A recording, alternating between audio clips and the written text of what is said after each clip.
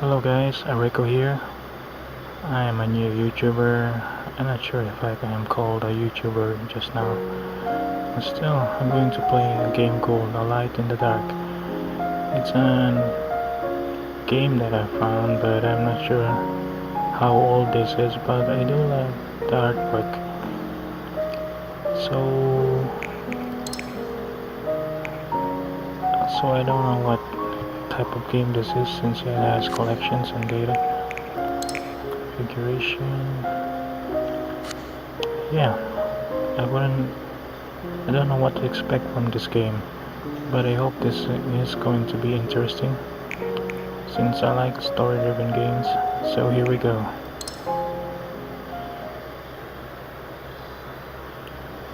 This world is not fair.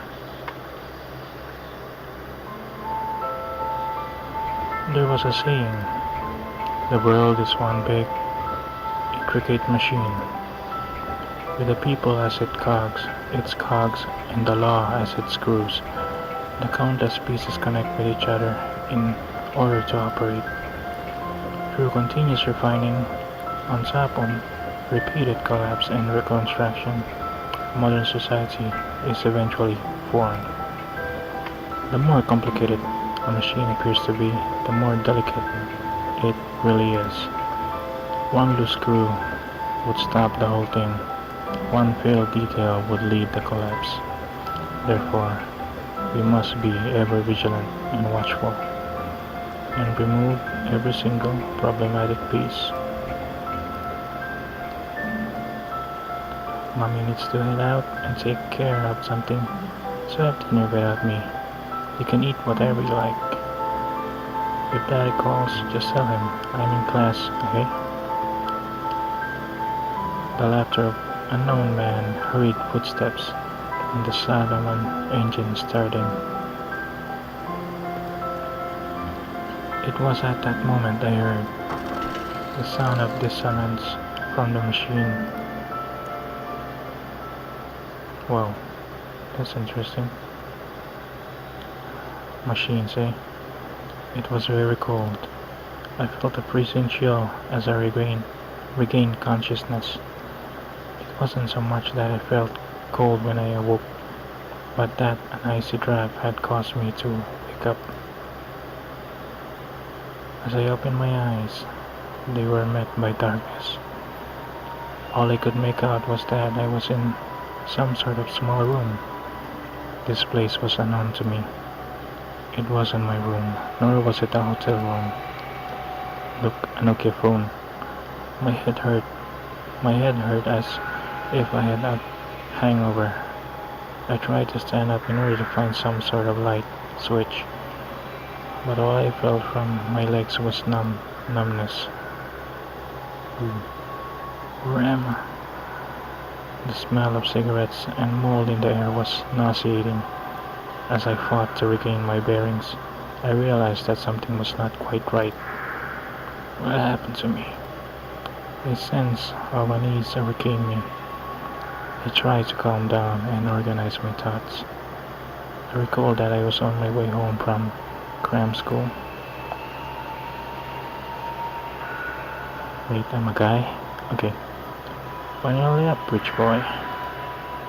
Or an unfamiliar voice rang in my ears, right when I opened my mouth to ask, oh, what is this? Out of nowhere, a foot swiftly sunk itself into my stomach, launching me towards the wall. Oh, there was a stamina bar on the top right.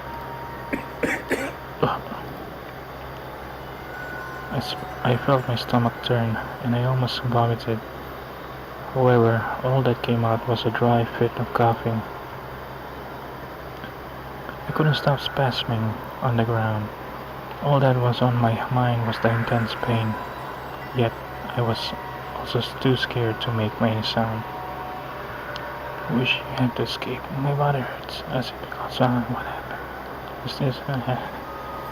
Countless questions went through my head, but before I could speak, I heard that cold voice again. Who gave you permission to talk? There was no change in her expression as she watched me struggle. There was nothing but a look of pure animosity in her eyes. You better keep your mouth shut. I do not have the patience nor intention to play nice with you. Got that? I struggled to stand up, then came to the shocking realization that my limbs were numb. They were tightly tied up with rope. Oh, I got tied up, eh? I struggled against it, but the rope was far tighter than I imagined. Oh, my stamina again. Rich boy, do you understand the words coming out of my mouth? Okay, you just remember that reference from the, what was it called? Rush Hour 3 or Rush Hour 2? Or do you only respond after a good beating? Bitch. Another kick made me almost scream and curse at her. However, knowing now was not the time to confront her, I grit my teeth to force myself to stay calm. Anything I said at that moment could be fatal. I had to grasp the situation first. Oh. Suddenly, she got closer. Not realizing her intention, my body instinctively tried to move away from her touch. Hey, hello. She's a sadist. No, a masochist, a sadist. Scared? Noticing my slight reaction, she gave a snort of consent.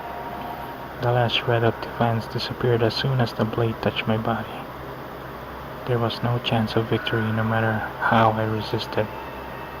I waited for her next move. All you could hear in the quiet room was our shallow breathing. The tip of the blade moved across my skin, making a small cut. My tense-up nerves were extra sensitive, detecting the exact temperature of the air, the crudeness of the rope, and the sharpness of the blade. There was a certain feeling of warmth from the blood that flowed out from the wound and down my arm. Nevertheless, my mind was extremely clear. Kidnapping, human trafficking, organ trade. A few possibilities came to my mind, but there was no way to determine which. Since we have to hang out a little before I get the ransom, let me make a few things clear. Don't try to run or talk without permission. I don't mind breaking a few bones. Humans can handle a few just fine after all. You hear me? I nodded quietly. I couldn't digest all the information at once. But one key word stood out. Ransom. 'Cause I'm a rich boy. A blade left my skin, and I swore I heard a little sign escape from her. There was a sound of light, footsteps moving towards the wall. Before I could even feel confused, a glaring light broke through the darkness of the room. Oh, so bright. Not able to adjust to the sudden brightness, it took me quite a while to finally open my eyes. What came into view was totally foreign to me. The room was roughly 300 square feet in size. The wall that was meant for painting was now mottled, its original color no longer visible. Time had its way with the room, causing everything to become decayed. Be it the wooden chair, desk, or bed, the resulting smell of mold in the air was reminiscent of ruins you'd find in a movie. Whoa, she's hot. The owner of this place stood near the window with a taunting smirk on her lips. Older girl. Never lived in a place like this, did you, rich boy? The words were clearly provocative, bearing the burning pain. I tried to observe her thought through the lamplight. She was a young-looking woman. She wore a dark overcoat and a scarf. Her shoulder-length hair casually scattered behind her back, with bangs almost covering her eyes. Surprisingly, she wore no face mask or helmet. nor made any attempt to avoid my staring. She didn't seem to mind her face being seen. Yeah, what kind of kidnapping is this, eh? She didn't have the stereotypical look of a criminal despite a hint of unease on her meager face.